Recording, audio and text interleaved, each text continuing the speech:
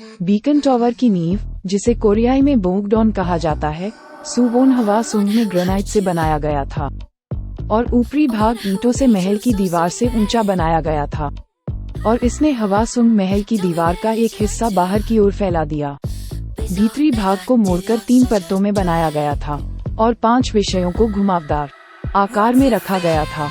ये तोपखाने के गड्ढों और क्रेनेलेशन से सुसज्जित था दुश्मन के हमले की तैयारी में। और फिर बीकन के उपयोग के लिए एक कमरा और गोदाम बनाया गया। सामान्य तौर पर धुएं और आग का उपयोग छिद्रों के माध्यम से किया जाता था युंगिन सक सुंग सान माउंटेन और युंग चुनडे बोग हवा की ओर संकेत करने के लिए। बोगसू सैनिक हवासुंग टेम्पररी पैलेस और उसके आसपास की तलाशी ले रहे थे। खतरे का संकेत देने के लिए दिन में धुआं और रात में आग जलाई जाती थी। शहर में युग बोग सकसुंग सैन माउंटेन युंग तक धुआं या आग पहुंचाई गई। बोग बांध में गंदल सान माउंटेन से गनबूब प्राप्त करने के बाद जो है बोग ह्यूम चुंडे जांग एंड मायोन हवासुंग शहर से आए थे। सिग्नलिंग प्रणाली दक्षिण में पहले विषय से शुरू होती है। सामान्य समय में दिन रात एक एक बत्ती जलती रहती थी। जब दुश्मन सीमा के करीब दिखाई देता है तो 2 बीकन होते थे। जब दुश्मन सीमा पर पहुंचता है तो वहां 3 प्रकाश स्तंभ होते हैं। जब दुश्मन सीमा पर आक्रमण करता है तो 4 प्रकाश स्तंभ होते हैं। जब लड़ाई शुरू होती है तो सभी 5 प्रकाश स्तंभ उठाए जा चुके थे।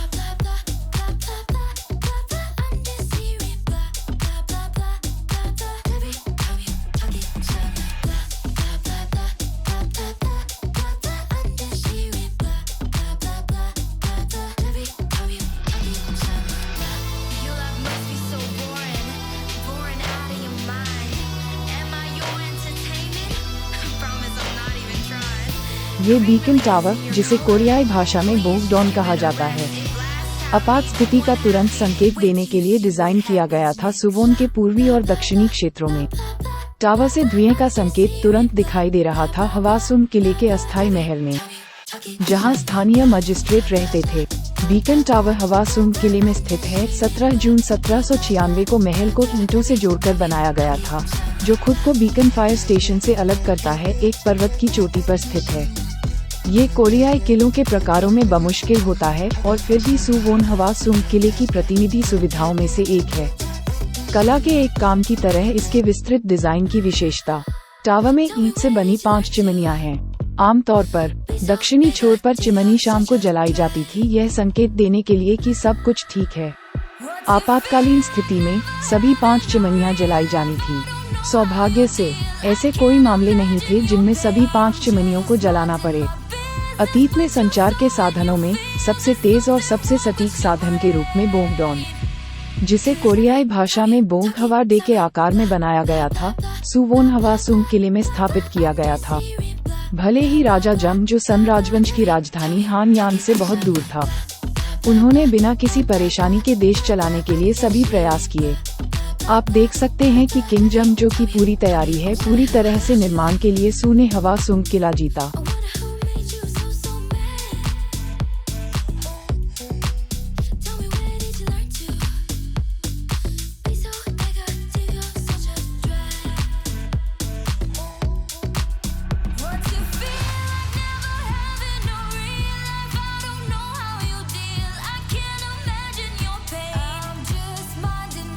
किम जंग जो ने बोगडॉन का डिजाइन, निर्माण और उपयोग किया संचार के साधन के रूप में।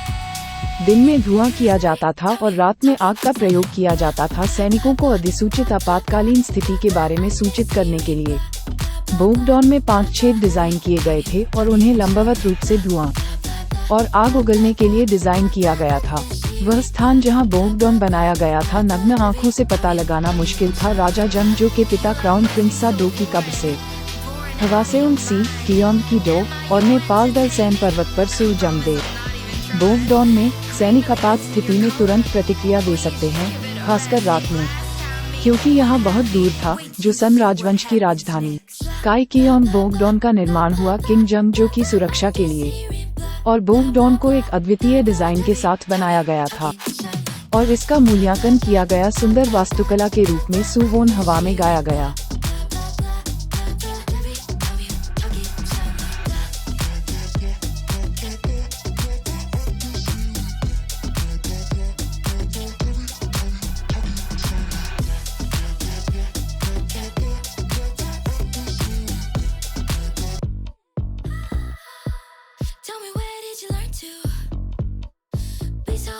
सुबोन हवा में सभी रक्षा और हमले की सुविधाएं गाई गई अच्छी तरह छुपाए गए थे ताकि वह महल के बाहर से दिखाई न दे। उन्होंने कई प्रयास किए होंगे सुबोन हवा सुंग की सुरक्षा और संरक्षा के लिए। सुबोन हवा में बोगडॉन ने गाया बहुत महत्वपूर्ण था उस समय संचार के साधन के रूप में। ताकि आसपास आग लगने से बचा जा सके, उसने एक बड़ी जगह सुरक्षित करने की कोशिश की और आग के खतरे को कम करें। सुबोन हवा में बोगडॉन ने गाया 5 चिमनियों का उपयोग कर रहा था ताकि सैनिक सिग्नल भेज सकें। अन्य बीकन के विपरीत बोगडॉन को इसे प्रभावी ढंग से उपयोग करने के लिए डिजाइन किया गया था और इसे खूबसूरती से डिजाइन किया गया था देखने में, क्योंकि बोगडॉन में कई अनोखी विशेषताएं हैं। बहुत से पर्यटक आ रहे हैं। अन्य बीकन के विपरीत सुबोन हवासों का बोगडॉन बहुत मजबूती से बनाया गया था, जो सन राजवंश के राजा जंग जो सुबोन हवा सुंग किले की रक्षा और सुरक्षा में उनकी बहुत रुचि थी।